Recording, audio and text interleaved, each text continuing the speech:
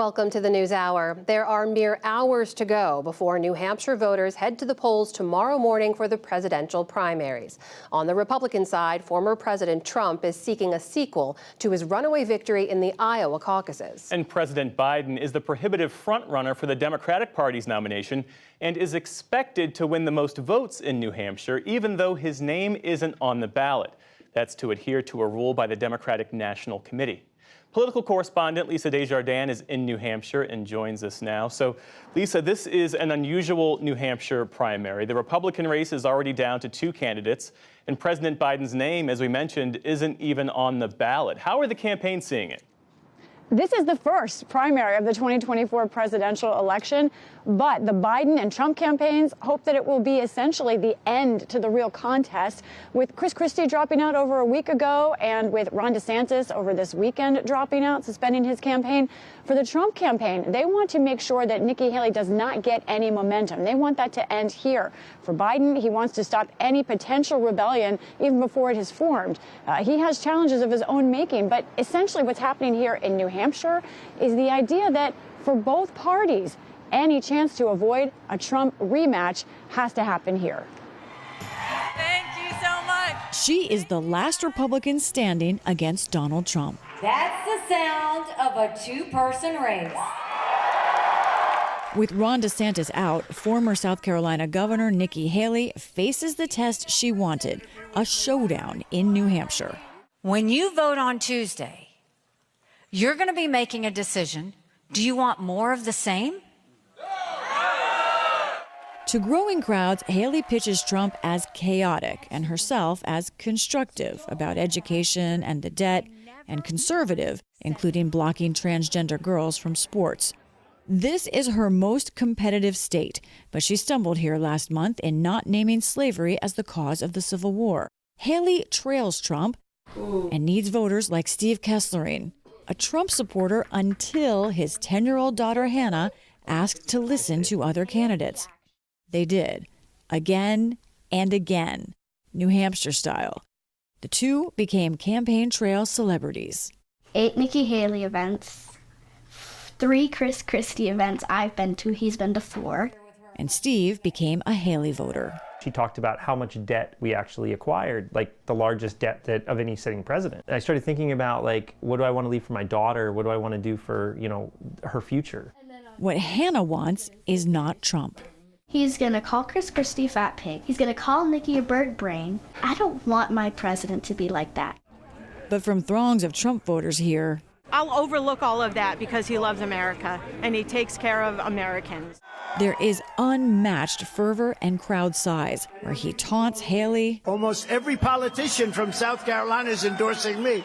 And where Trump, who faces 91 felony counts, argues he should be immune from most prosecution. This isn't just me. This is all presidents. They have to be given immunity. Otherwise, they're going to be unable to act. Many believe Trump's lies about the 2020 election, but others we spoke with shrug that off and say they see a strong man on big issues.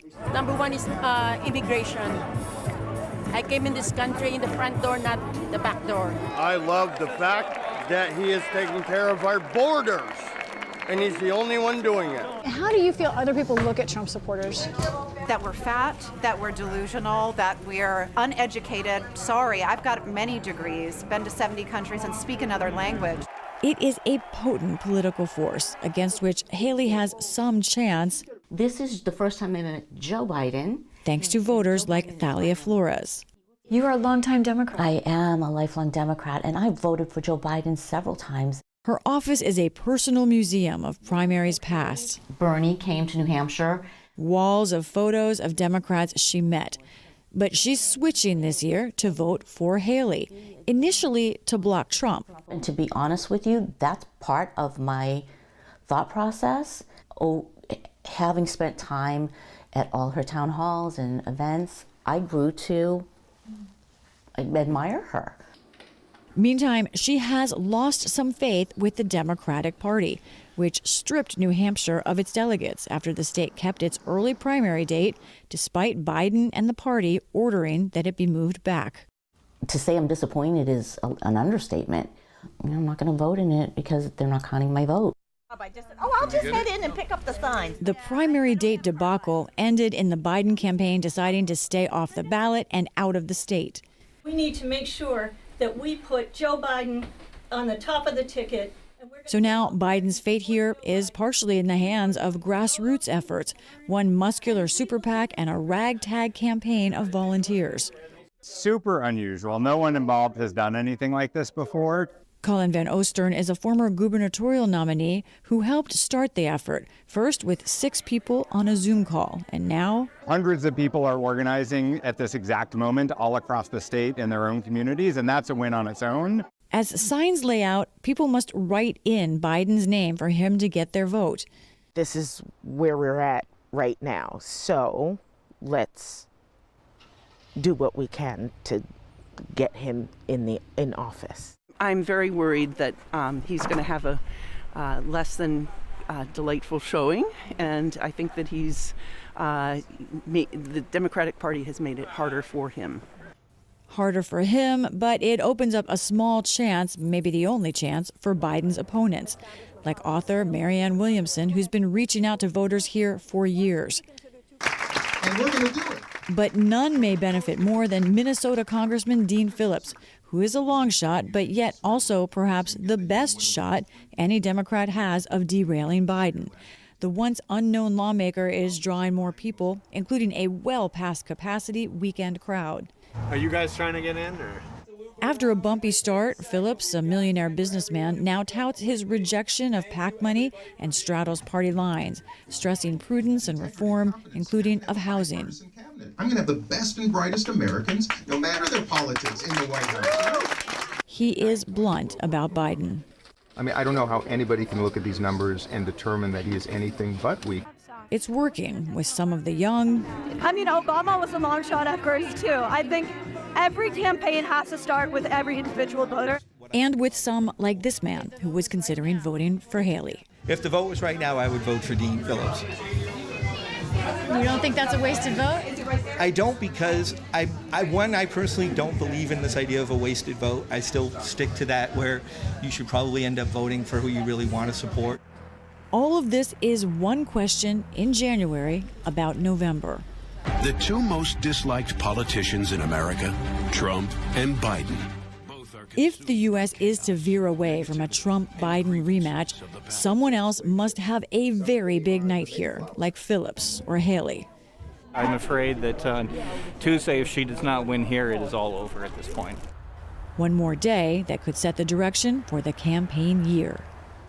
One factor here, of course, are independent or undeclared voters in New Hampshire. Over 40% of registered voters are undeclared. That means they can vote in either the Republican or Democratic primary tomorrow. And by the way, Jeff, as you know, they don't like to be told who's going to win. So, Lisa, let's start with the Republican side. What does the Haley campaign, what do they say that she needs to do tomorrow night?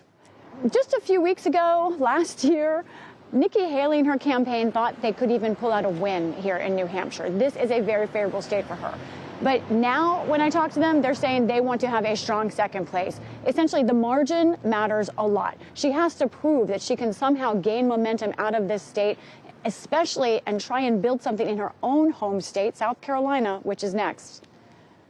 And for the Democrats, the fact that President Biden isn't actively contesting New Hampshire, that gives a bit of a window to the long shot candidacies of Marianne Williamson and Dean Phillips. What are you hearing from their campaigns?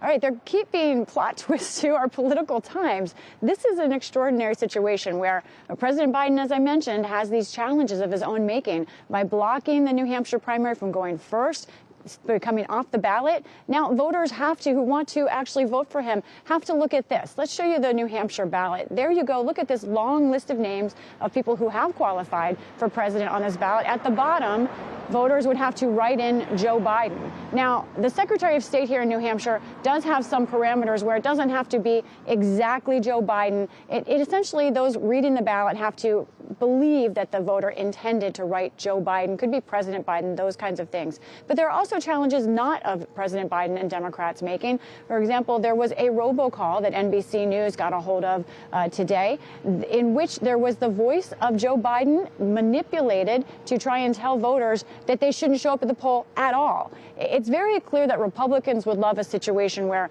Joe Biden underperforms here, maybe gets less than 50%. I will also say, though, Dean Phillips at the same time seems to be getting bigger and bigger crowds. It was really one of the few surprises I had here, seeing overflow crowds for him. And another strange thing in these strange times, maybe not so strange, I've met several voters who are choosing between Nikki Haley and Dean Phillips. What do they all have in common? The big theme here, they don't want it to be a Trump-Biden rematch. All right, Lisa Desjardins in New Hampshire for us tonight. Lisa, thank you. And be sure to join us tomorrow night for live coverage of the New Hampshire primary. That's at 11 p.m. Eastern, right here on PBS.